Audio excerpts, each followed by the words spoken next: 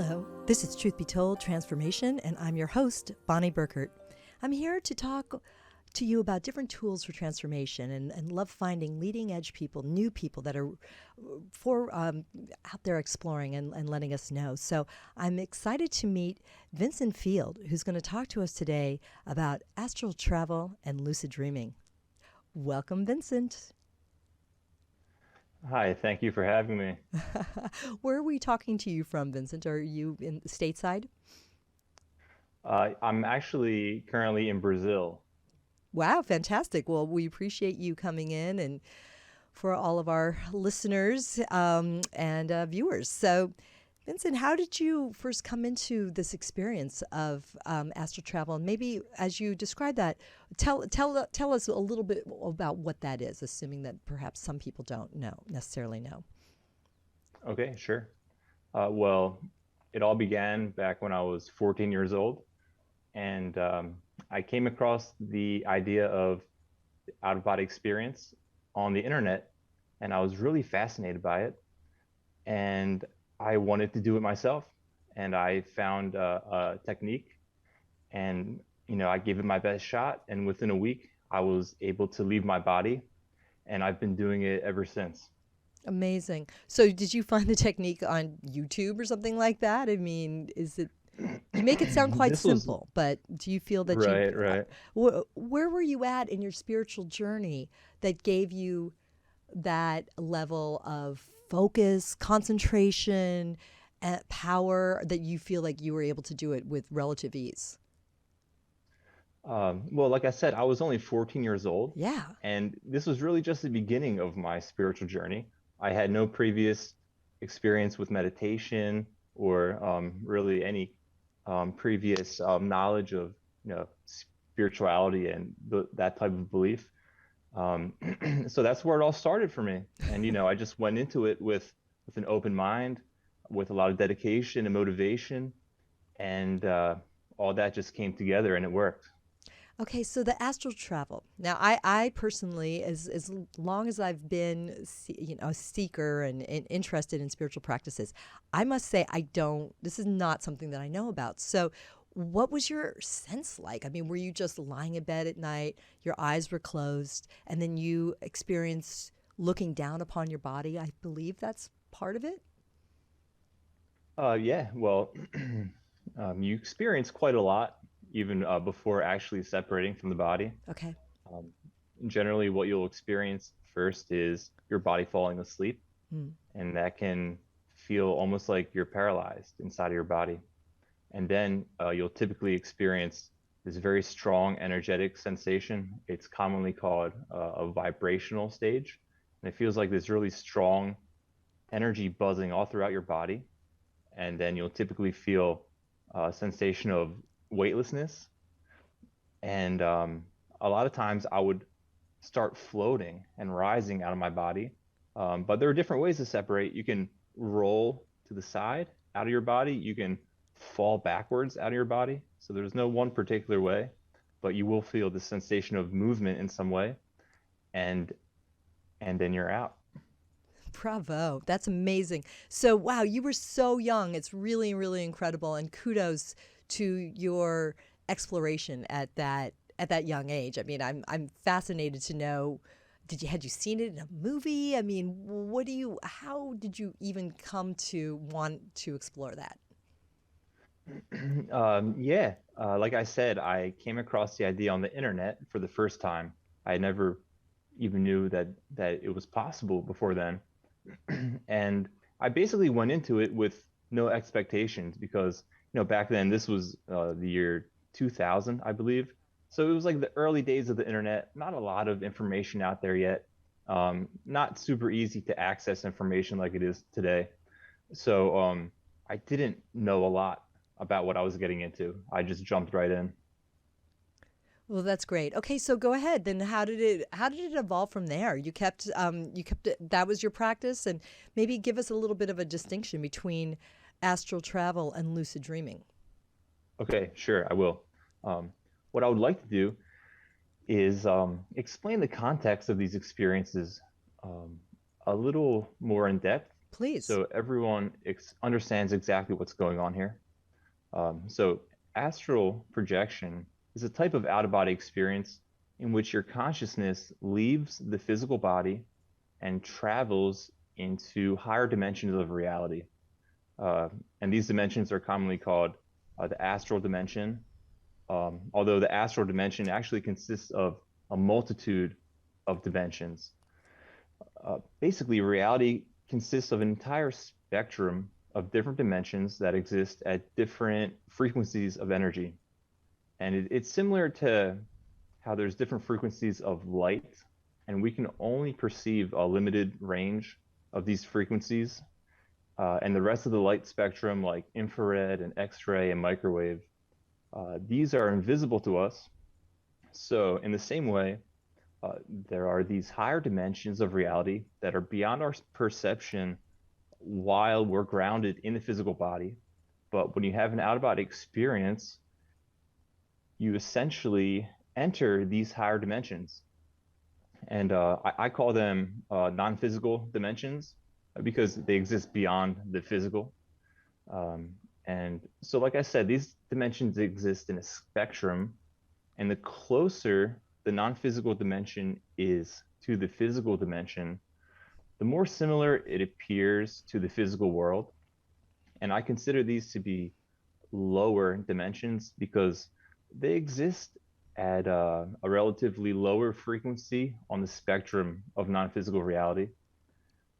And in the other way, the farther the dimension is from the physical dimension, and the higher the frequency is compared to the physical dimension, the more reality starts to diverge from the physical world, and the more unique and unusual and abstract the dimensions become.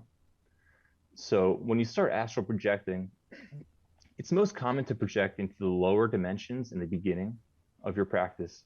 And as you develop, you begin to access higher dimensions progressively. Um, and I would also like to mention that when you astral project, your consciousness transfers from the physical body into what is commonly called the energy body. This can also be called the spirit body or the astral body, but it's essentially a non-physical body that you occupy during out-of-body experiences. Um, so the energy body separates from the physical body, and you navigate the astral dimension from within the energy body, just like we navigate this physical dimension from within our physical bodies. Um, so regarding lucid dreaming is a similar type of experience.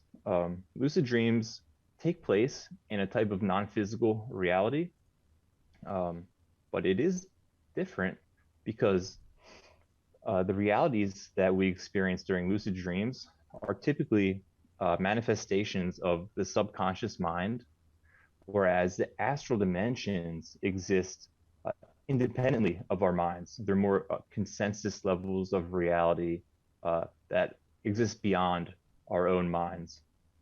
Um, and there are differences in terms of the mechanics of both types of experiences. So, for example, during lucid dreams, it's very easy to create and manifest your desires and any experience you would like to have because the reality is so malleable because it's basically generated by your subconscious mind. Whereas that's not the case in the astral dimension. It is possible to manifest to a certain degree, and have your intentions fulfilled in the astral, but it's not as easy as during lucid dreams. Well, this is really cool. This is a very cool distinction. So, um, it sounds to me like maybe more people would want to learn about lucid dreaming so that they can manifest, like you say. I mean, do you ever experience people having perhaps a preference? Is it a good place to start with lucid dreaming and then the astral projection becomes a higher level of, I guess, transcendence? Okay. Well, I started with astral projection, and that's always been my main practice. And my lucid dreaming uh, basically came as like a byproduct of my astral projection practice.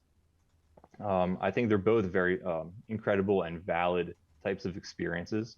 Um, in my opinion, astral projection is easier because you induce it directly.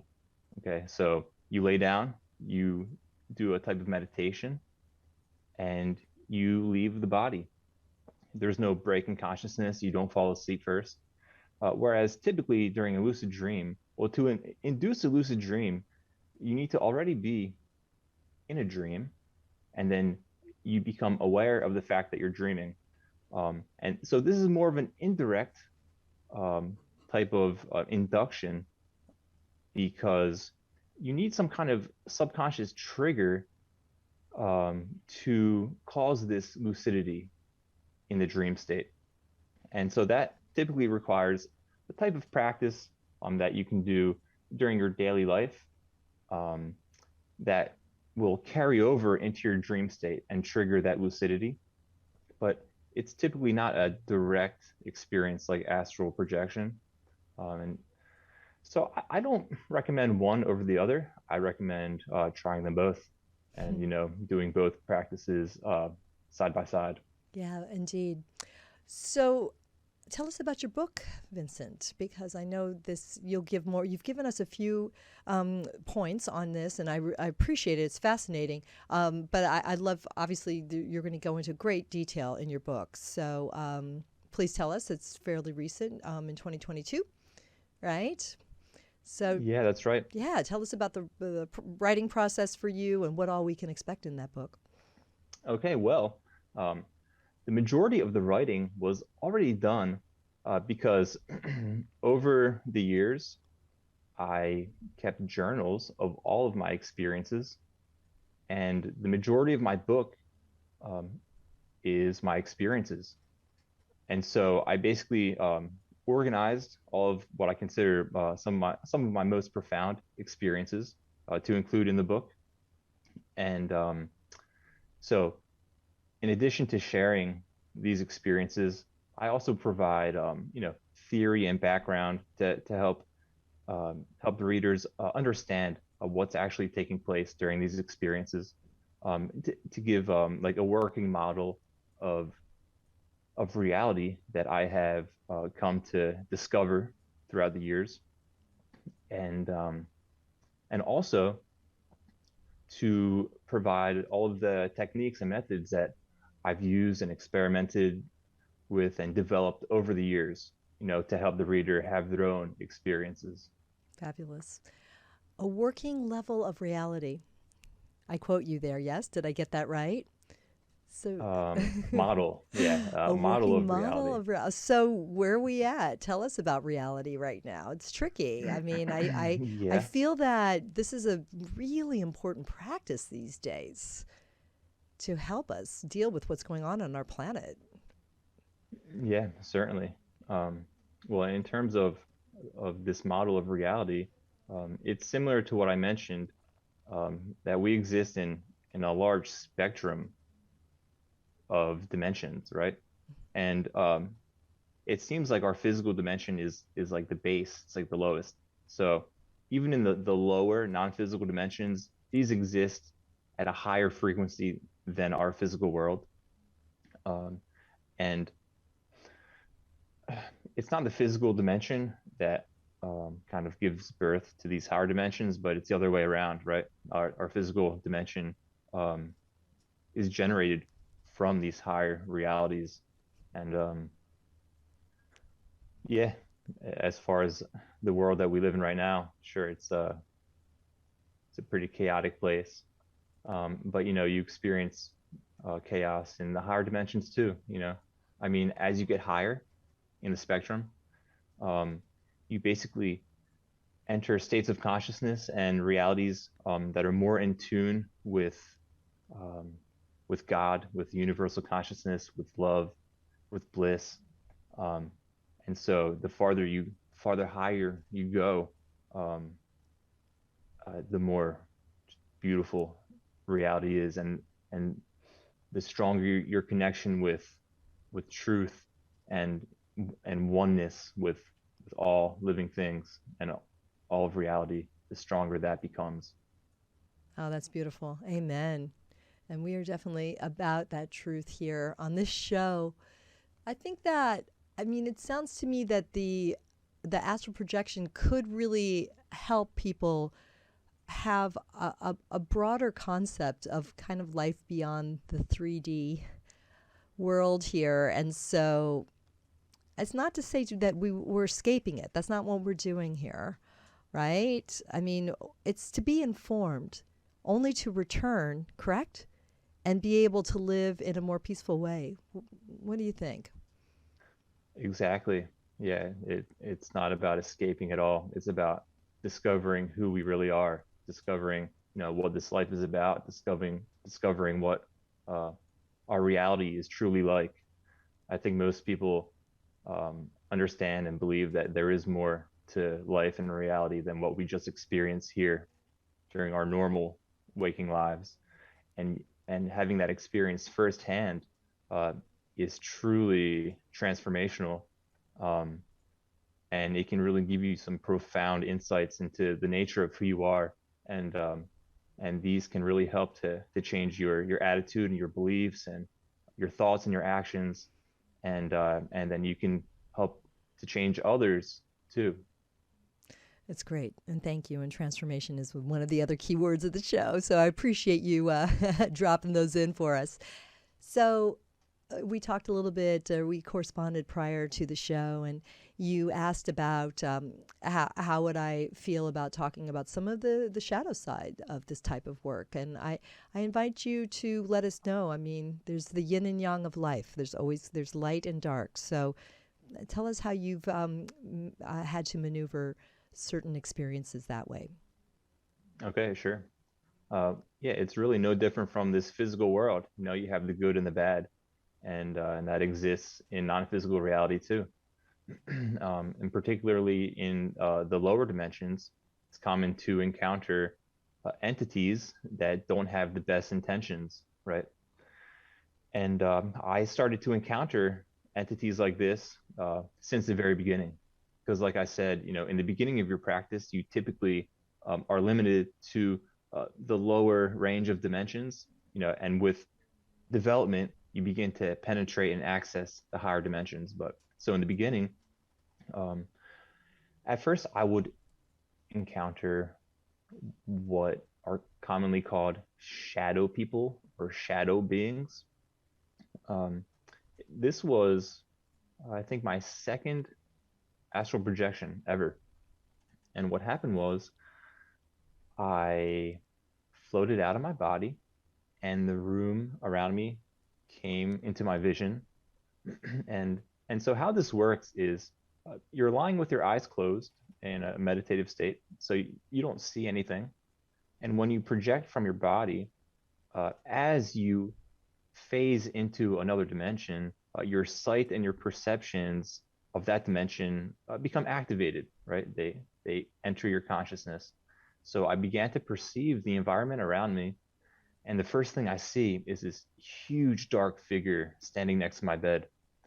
This thing must have been like 7 feet tall, and it was basically just like a big dark silhouette, like a giant shadow, just standing there facing me. And this is the first time I'd ever seen anything like this, and I wasn't expecting it. So I was terrified, and I was instantly pulled back into my body. It was like my fear triggered this reflex that brought me back into my body automatically, like it was a type of protection mechanism. So I calmed down and I decided to give it another try. So I floated out of my body again, and this shadow person was still there. Like it never left the side of my bed. It was just waiting for me.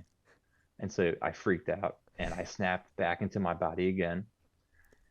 And so I encountered these shadow people a lot in the early days of my practice. And they seem to exist in the lowest non-physical dimension, like the dimension that's just slightly higher than the physical dimension. And I almost always found them right next to me, like just waiting and watching me. as I was separating from my body, almost like they somehow knew that I was about to project from my body. And so sometimes they would just stand there looking at me, but other times they would come towards me like they were trying to grab me. Um, and eventually I discovered that if I just remained calm and ignored them and continued with the experience, I would shift into a dimension that was higher than the dimension that they exist in, and they'd be gone. And eventually, I started to completely bypass this lower dimension during my projections, and I stopped encountering them altogether. Wow, that's incredible. I mean, the fact that you had the will to keep going, I mean, you could have freaked out and never and decided to never try again. I mean, any thoughts? Where was your head at with back in the day that made you want to keep going? I mean, had you read about this as far as really kind of that those higher dimensions and in such a way that you were determined to keep going? No, at that time, my knowledge was very limited. I basically learned things through experience back then. It wasn't until years later that I started to really dig into the research of, other out of body explorers. And so maybe it's, that expression, curiosity killed the cat. I was just really curious. And yeah, I wasn't going to let some shadow beings stop me. Incredible. Because, I did have this realization that they weren't going to hurt me, because if they wanted to hurt me, they would have done it already. I had so many experiences with them, Mm. and sure, they would scare me senseless, but aside from that, I always came out okay. So I think that gave me an indication that things would be fine if I just kept going with it. It's very brave. So, okay, I mean, were there any drugs involved in these early days, or were you always? I mean, it's just No, no no. drugs. Okay, Mm-mm. seems like it could have been because a lot of people obviously are tapping, medicine plants, right, to have some of Mm-hmm. these experiences. So, why don't you? I don't know if you're informed, but do you want to give any comment about what this practice is like versus what people are doing with ayahuasca and other experiences? Sure, yeah, ayahuasca and DMT and things like that. Mm-hmm. Um, I do believe it's possible to access these non-physical realities um, through the use of these different drugs. Um, and I think the main problem I have with that is that you don't have the same control that you have if you do it naturally, right? There you go. Um, you're basically thrown into the experience and you have to ride it out until it ends. Whereas having a natural astral projection, you choose when it starts and when it ends, right? If you need to you know, abort mission for some reason, you can do that. But if you're on some heavy drugs, then you're not going to be able to do that, and it could be pretty traumatizing from Yes. what I hear. Yeah. Yeah. I think you're right. Very, very well said. Very well said. So with lucid dreaming, I did some interesting studies. I can't remember the name of the shamanic practitioner at the moment. It will come to me. But she was talking about a lot of different herbs from the Central American region, and there was a particular tea that was helpful for in the practice of lucid dreaming. And there was kind of a process that I think that you would have the tea on hand at night, and then will that you would wake up at a certain sort of middle of the night juncture and have a little bit of that tea to kind of trigger yourself into the possibility of lucid dreaming and having that experience and working your way through that. So I just thought I'd bring that up and see if you have any info on that, or how you yourself have had experiences with lucid dreaming. Yeah, I've personally never used any kind of um, aid of that nature. Um, I have used audio aids, meditation audios, and binaural beats and hemisync tracks. Hmm. But I do prefer to do it naturally. Okay. Um, yeah. So in Yeah. terms of lucid dreaming, um, what I found was extremely helpful is keeping a dream journal Mm. and being really serious about it. So what I would do is I would write my dream in the journal after every dream throughout the night. I wouldn't wait until the morning because if I waited until the morning, there would be a handful of dreams that I would not be able to remember. And I would find that I'd wake up and I'd have 6 or 7 dreams recorded from that previous night. Incredible. And this would also help facilitate spontaneous lucid dreams. So I think it's a very beneficial practice. This may be getting down to the nitty gritty, but I mean, do you turn on the light? I mean, how do you use the actual journal, or do you just have some scratch paper and then you transcribe it? Because in a way, I don't want to wake up too much in the middle of the night. But I'm curious about this because I've also done a lot of, I've captured a lot of dreams, and there's a lot of information in there. Right. How Well, do when I you? first started doing this, it was before we have, our cell phones and the modern technology that would make recording your dreams a lot easier today. But I just had, a physical journal, and I would write the entries with a pen. And, it's funny, I wouldn't turn the lights on, and I'd be so tired. Sometimes I would have trouble reading what I wrote the previous night because I was like half asleep. So my handwriting is all like almost impossible to Of read course, sometimes and right. all over the place.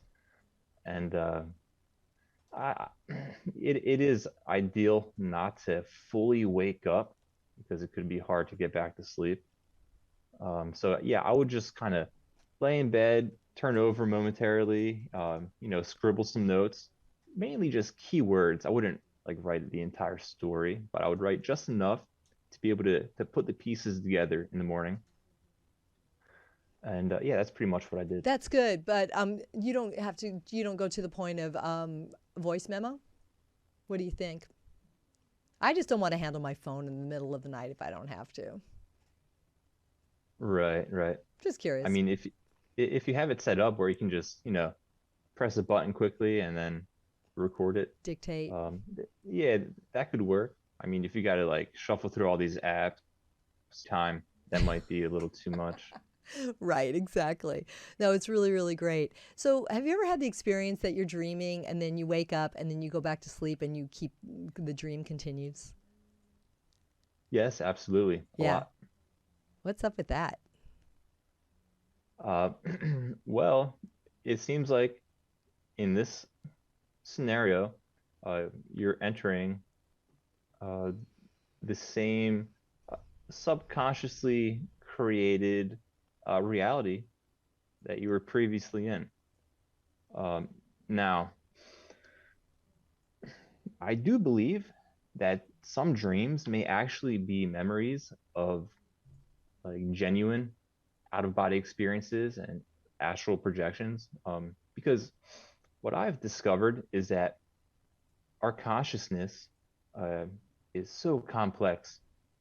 We have all these different layers and levels and aspects of our consciousness, which are actually engaged in different levels of reality simultaneously that we're not aware of. We're only aware of our one particular focus at any given time.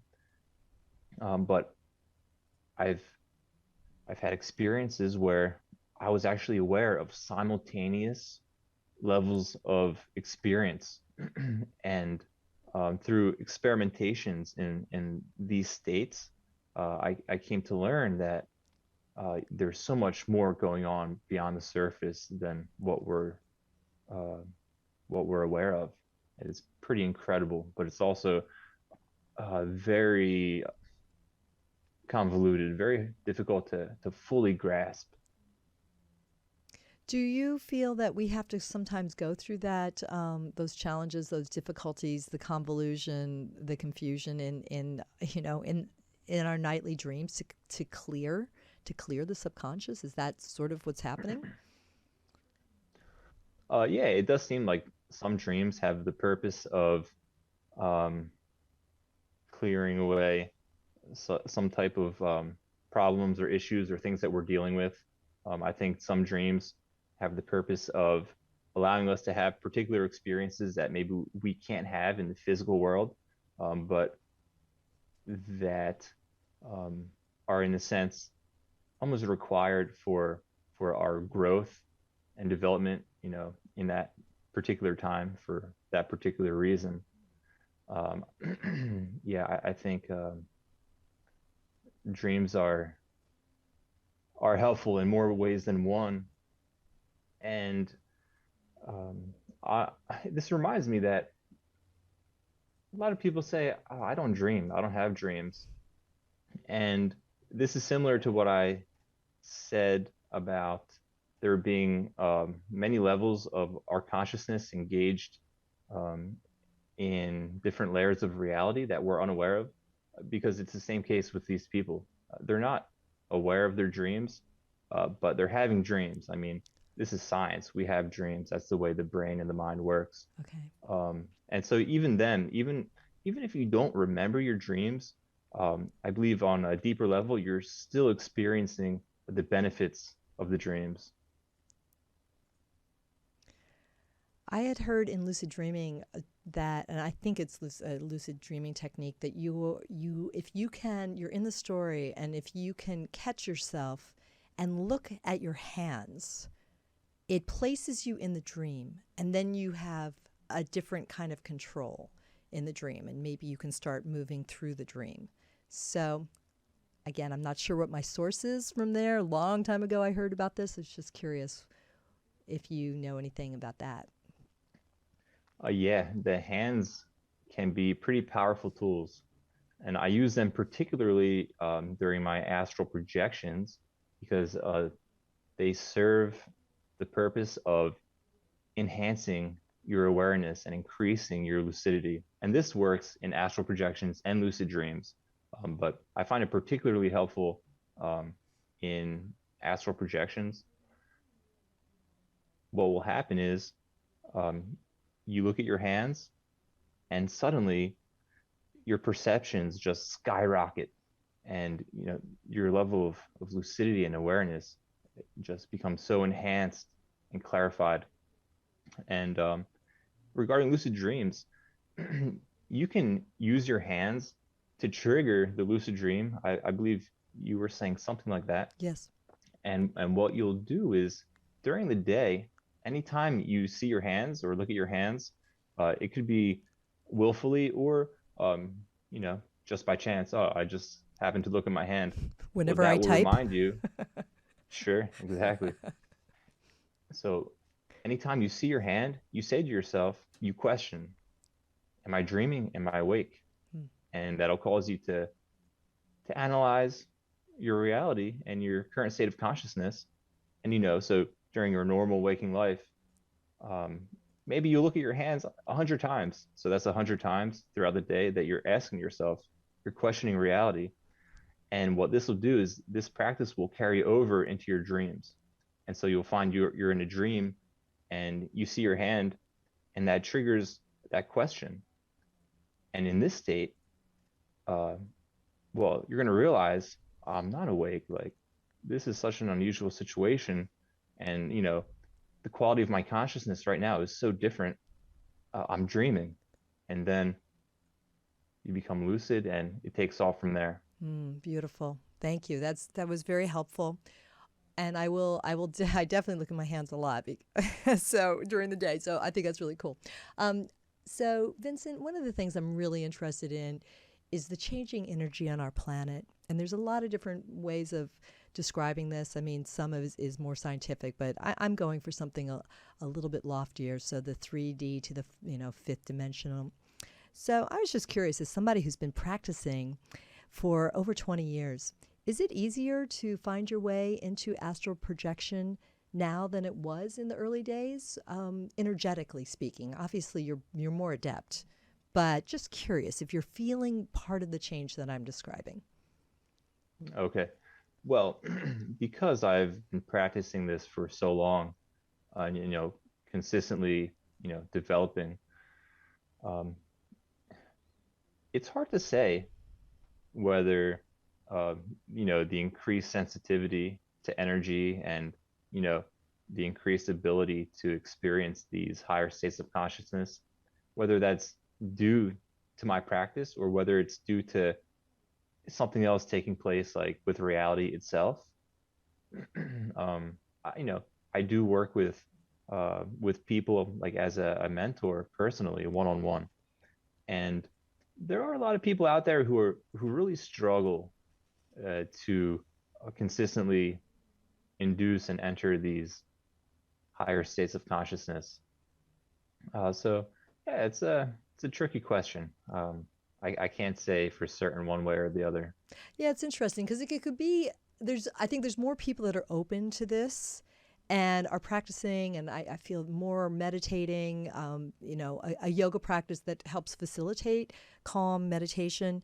And yet at the same time, things are also noisier out there, just because there's so much to consume in the entertainment information world, right? Even, I mean, how many episodes of Truth Be Told Transformation have I created? So I think that is an interesting way to look at it. And yet I feel like what you're offering to us, Vincent, is so important. I feel that it's an invaluable tool to help transcend the crazy of the world and find a calm and challenge ourselves to know life beyond YouTube, life beyond traffic on the 101 freeway. And so it's a beautiful practice here, and I really am very excited to have spoken to you, and I look forward to checking out your book, and I encourage everybody to find it as well along the way. Astral Projection and Lucid Dreaming. Any final words to leave us with? Yeah, absolutely. I would encourage everyone to at least investigate these practices. They have many benefits that you will see manifested in your life and in your reality. It is important to have determination and motivation if you want to have these experiences, because it doesn't happen immediately for everyone. Um, it's not just about the method and the technique. It's about having the confidence and the faith in yourself that you are able to do it. And it's also important to be wise about your practice, okay? Because there are entities that exist in non-physical reality that you don't want to attract to yourself. Okay, like I said, there's a good side and the bad side to everything, right? It's not all just angels and love and light out there. There are some pretty nasty beings that don't have the best intentions for you. So it's important that you don't reach out to beings that that you don't know, that could have some influence in your life. I've experienced this personally, and I know other people who have too. So it's important to be smart about it. And in my book, I give some pretty good guidance on this. And yeah, I am, I'm also available to answer any questions you have, or guide you along the way. If anyone wants to look me up on Discord, my username is Vince Field, number 3962. So feel free to shoot me a DM and let me know what's going on with your own practice, and I'll give you the tips and guidance to get you on your way. Thank you so much, and we'll make sure that we put that information on Discord in our YouTube comments, everybody. It's because I think that you bring up some very valuable points, Vincent. And I one of the if we want to just before we wrap, talk briefly. I know Truth Be Told often talks about alien and experiences and things like that. And I know that that is something that you also mentioned in your book, specific to that. So I know our audience is knowledgeable in that way. So I feel like that's kind of what you're saying as far as what can potentially be encountered, and being smart, being wise, to use your word. Yeah, I've had many experiences with aliens or with entities that look like, the typical alien, that we label alien in our culture, the large black eyes and, almost like the gray type of alien. Mm-hmm.